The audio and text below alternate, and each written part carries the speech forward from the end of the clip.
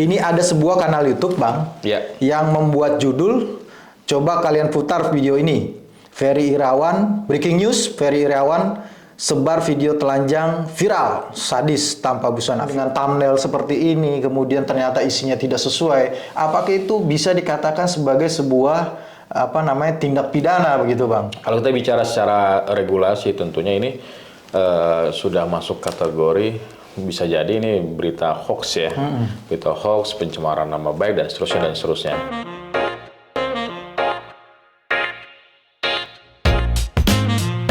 Assalamualaikum warahmatullahi wabarakatuh. Kembali lagi di YouTube channel Halo Pengacara. Apa kabarnya sahabat Halo Pengacara? Semoga baik-baik saja ya. Dan pada kesempatan kali ini kembali Halo Pengacara akan memberikan informasi dan juga ulasan hukum terkait dengan isu-isu hukum yang viral di masyarakat yang menjadi perbincangan hangat baik di media sosial maupun di media massa. Bersama Bang Nasrullah Nasution. Pada kesempatan kali ini kita mau memberikan ulasan terkait dengan munculnya dimasukkan dalam berita ada sebuah kanal YouTube yang memuat judul dan thumbnailnya itu adalah Ferry ancam sebar video telanjang viral sadis tanpa busana.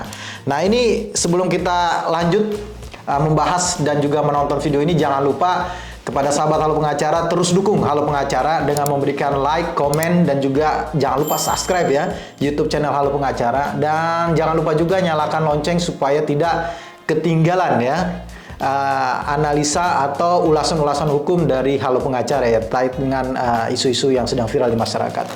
Bang Nasrul. Iya, Bang Eri. Ini ada sebuah kanal YouTube, Bang, yang membuat judul, coba kalian putar video ini.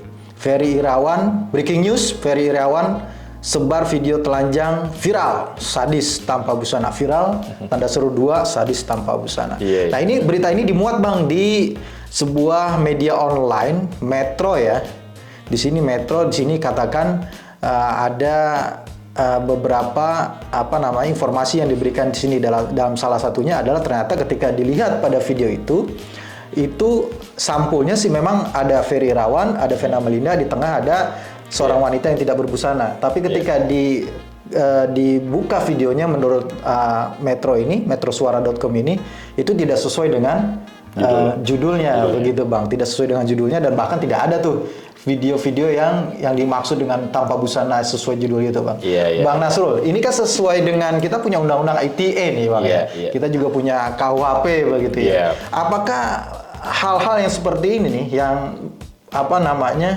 tadi yang kita sebutkan dengan thumbnail seperti ini, kemudian ternyata isinya tidak sesuai, apakah itu bisa dikatakan sebagai sebuah tindak pidana begitu, Bang? Atau bisa dikatakan ini bisa berbahaya nih gitu loh. Iya, terima kasih Bang Heri ya. Memang kadangkala para kreator, saya nggak tahu ini kreator atau apa namanya ya, di media sosial itu sering membuat judul yang sedikit heboh. Heboh ya? Sedikit heboh. Mungkin ya salah satu alasannya orang tertarik, terus akhirnya membuka. Dan tentunya dalam hal ini kita menduga itu juga jadi salah satu alasan ya, mungkin gitu ya. Dengan judul yang bombastis, walaupun kita tahu isinya tidak seapa yang dengan judul, tidak sesuai dengan judul. Tapi ya memang, ya saya nggak tahu apakah ini dimaksud dengan media kreator atau dalam membuat judul itu atau bukan. Seharusnya memang fungsi media, medsos ini dalam hal ini adalah mencerdaskan seharusnya. Bukan justru malah membuat seolah-olah itu menjadi sebuah kebenaran, pas dicari ternyata itu hanya sebatas judul. Kalau kita bicara secara regulasi, tentunya ini sudah masuk kategori bisa jadi ini berita hoax ya, berita hoax, pencemaran nama baik dan seterusnya. Tapi kembali lagi ke ke niat awal daripada pembuat konten gitu ya. Karena sangat disayangkan kalau antara judul dengan pemberitaan itu tidak bersesuaian. Judul dengan isi kontennya tidak sesuai. Tidak sesuai. Kayak misalkan tadi ternyata dikutip oleh salah satu media sosial, cek fakta.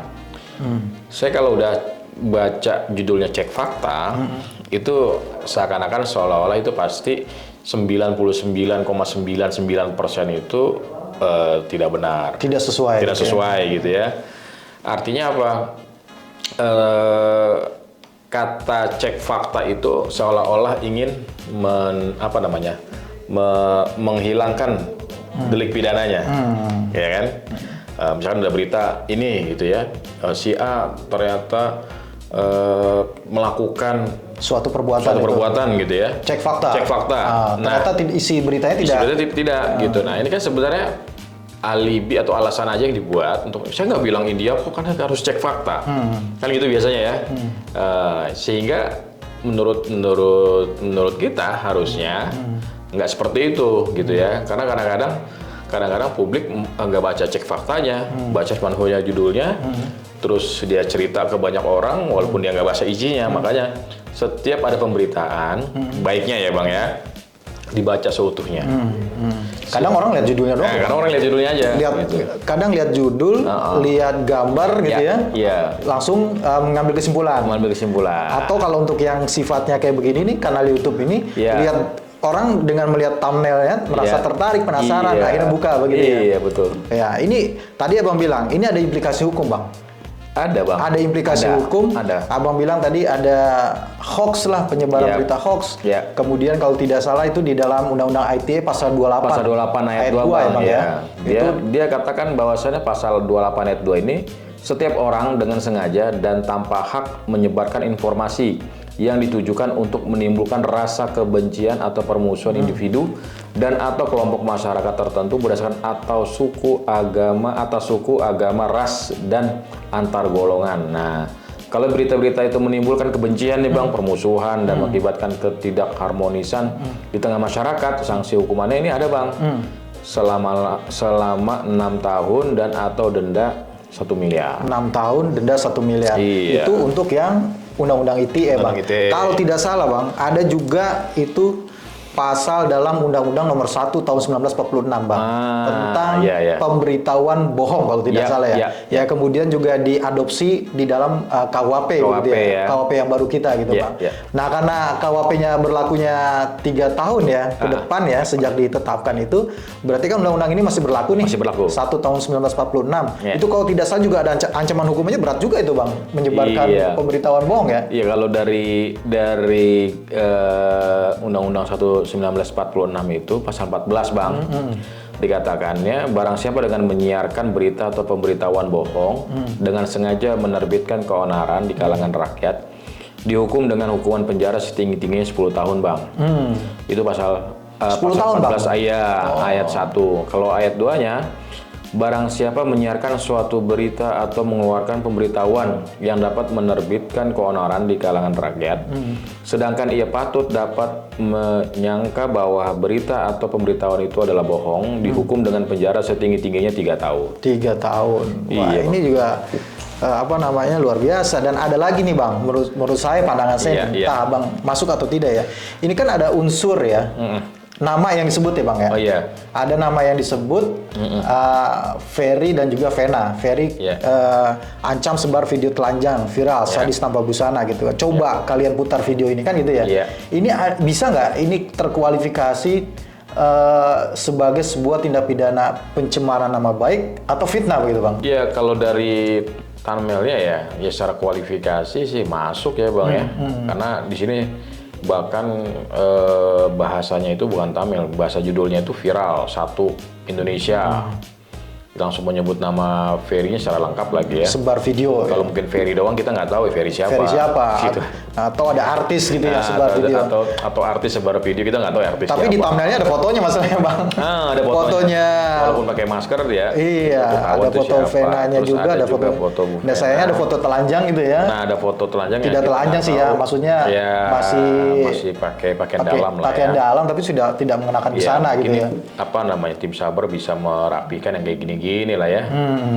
Ya sebar video istri kan gitu ya, istrinya Ferry Irawan ya siapa sampai saat ini kan masih Vena Melinda gitu ya. Walaupun sedang berproses di pengadilan agama tapi kan belum ada putusan. Iya, artinya sebenarnya ini yang seperti ini tuh harusnya tidak muncul begitu ya. Karena ini bisa jadi menimbulkan kegaduhan juga ya Bang. Bisa menimbulkan kegaduhan dan bisa ya orang merasa dipojokkan, merasa difitnah, Iya.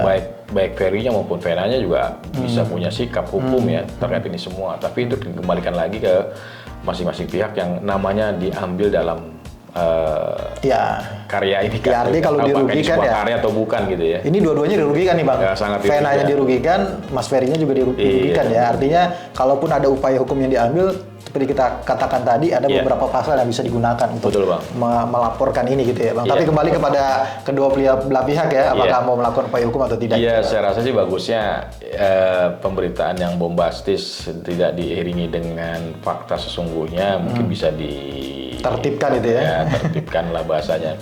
Memang kadang-kadang publik juga suka tuh dengan berita-berita yang bombastis, Iya. walaupun isinya enggak, tapi penting judulnya dulu, udah screenshot ya kirim gitu kan. Iya, takutnya ini kan orang udah percaya dengan judulnya aja nih, belum lihat isinya. Dan dia pengen share aja gitu kan, padahal enggak juga. Benar gitu. Baik, Bang Nasul, makasih atas Ya, sama-sama. waktunya pada kesempatan Sama-sama. kali ini dan Sama-sama, juga Bang. ulasannya. Makasih juga pada sahabat Halo Pengacara yang sudah menyaksikan video ini sampai dengan selesai. Jangan lupa terus dukung Halo Pengacara dengan memberikan likes, komen, dan juga share. Dan juga jangan lupa subscribe YouTube channel Halo Pengacara. Dan terakhir jangan lupa juga tuh nyalakan lonceng supaya selalu mendapatkan update ya, notifikasi terkait dengan video-video baru dari Halo Pengacara. Terima kasih sekali lagi. Salam Halo Pengacara. Assalamualaikum warahmatullahi wabarakatuh. Waalaikumsalam.